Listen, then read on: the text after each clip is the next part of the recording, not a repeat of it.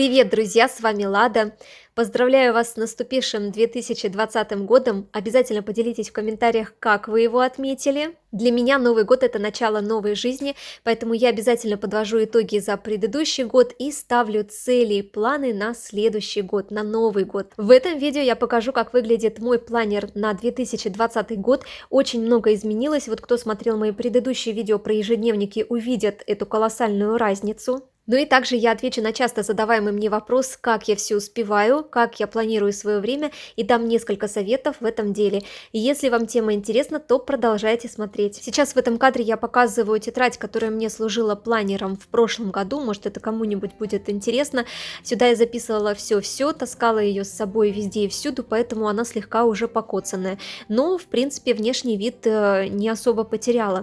Здесь у меня блокнот в стиле Мидори, который я делала сама, я его планировала таскать везде, также он очень удобный, но почему-то как-то не сложились у меня с ним отношения, поэтому он стал складом для всяких заметок, чеков, стикеров и ненужных тетрадочек. Приблизительно в начале декабря уже прошлого года я озадачилась поиском нового планера на 2020 год, захотела себе простую тетрадь, которую я разлиную как хочу, и вот тогда я заинтересовалась многоразовостью, приобрела многоразовый блокнот вот такого типа, как на видео сейчас показываю, к нему еще синий маркер в придачу, синий и красный. И вообще смысл вот этих блокнотов, может быть, вы слышали, это пиши, стирай, пиши. То есть вы этим маркером пишете, и затем его легко стереть простой обычной тряпочкой или салфеткой.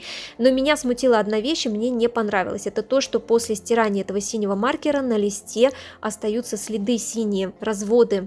Как объяснили, вот такие синие маркеры, это, видимо, брак или что, потому что после красного маркера следов не остается. Поэтому этот блокнот у меня уходит чисто для эскизов, а в качестве нового ежедневника я приобрела вот такую тетрадочку с кактусами. Ну а сейчас, пока я в кадре заполняю некоторые странички планера на Новый год, я вам расскажу о моей системе планирования и о том, как я все успеваю. Как таковых секретиков нет, но есть определенные правила, которые я стараюсь выполнять. Главное правило моего планирования – не думай, а делай. Я заметила, что мысли очень отвлекают и на них тратится много сил и энергии, нежели на выполнение поставленной задачи. Но тут нужно слышать еще и свое тело. Иногда наоборот нужно послушать себя, когда вы устали или когда нет настроения. Мы все девочки, и с нами это часто бывает. В этом случае я себя не насилую, даю себе немного отдохнуть или переждать этот момент. За это время можно сделать что-нибудь легкое. Второе правило, которое вытекает из первого – не откладывай на завтра то, что можно сделать сегодня. Здесь, я думаю, все понятно. Следующее правило – обязательно расписываю себе контент-план на месяц. Он помогает мне видеть, в каком направлении я иду, не отклоняюсь ли от поставленной цели, он помогает мне видеть всю картину моей деятельности и позволяет видеть объем работы, которую мне нужно сделать и которую я уже сделала. Следующее правило: в день я стараюсь ставить не более 3 важных задач. Иногда бывают насыщенные дни, это форс-мажоры в основном, тогда и задач прибавляется. В этом случае, чтобы ничего не забыть, записываю отдельно в заметке все задачи и стараюсь также не думать, а их выполнять. Следующее правило: планирую важное заранее, чтобы избежать форс-мажора и перепадов настроения, которые у меня часто случаются. Также, если есть время и возможность сейчас, выполняю задачи, которые запланировала наперед. Например, снимаю заранее видео или также заранее что-нибудь могу купить или написать план на какой-нибудь заранее запланированный пост и так далее, и так далее. Следующее правило, которым я часто руководствуюсь, это совмещение задач.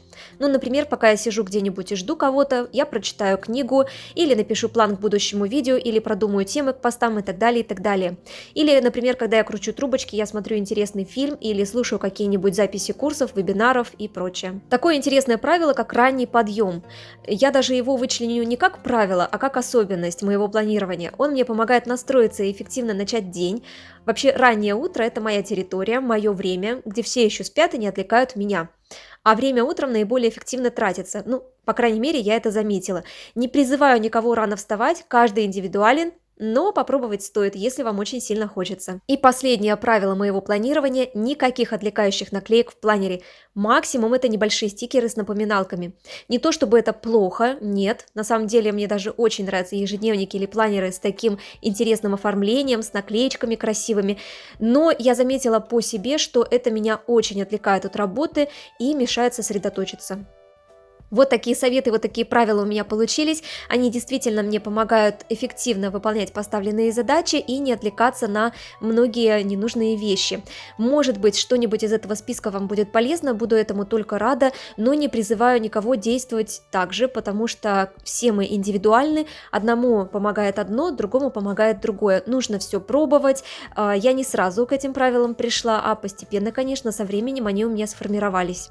После приобретения многоразового блокнота я озадачилась самой многоразовостью. Вообще этот принцип мне очень понравился. Пиши, стирай и пиши. Но в обычных тетрадях обычная ручка этого не сделаешь, поэтому я приобрела специальную ручку с чернилами, которые стираются наконечниками на этой же самой ручке.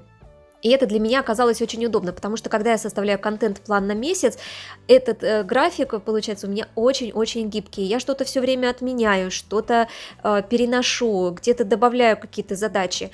И, соответственно, если бы у меня не было замазки, то все бы это выглядело, ну, таким бардаком. Ну и в этом кадре я вам уже показываю, как у меня полностью выглядит планер на новый 2020 год. Первая страница здесь у меня главная за 2020 год.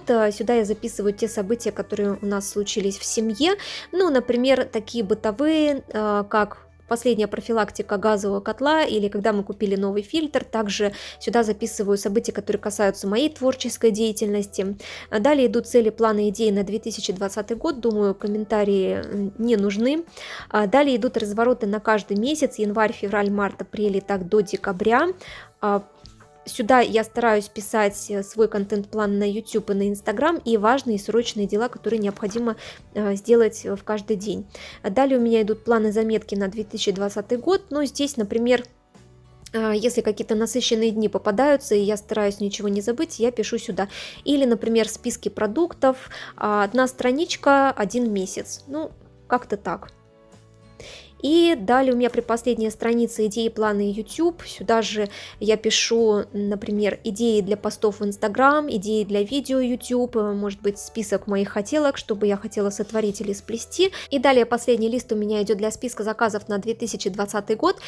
Если мне этого листа не хватит, я подклею другие листочки. Вот такой планер на Новый год у меня получился. Очень надеюсь, что видео вам понравилось и в какой-либо его части оказалось для вас полезным. Буду этому очень рада. И, конечно, обязательно поделитесь в комментариях, о какой системе планирования вы придерживаетесь. И главное, ваше правило планирования. Мне будет очень интересно почитать. А я вам желаю вдохновения, я вам желаю, чтобы все у вас в этом году получилось. Увидимся очень скоро в следующих видео и трансляциях. Пока-пока!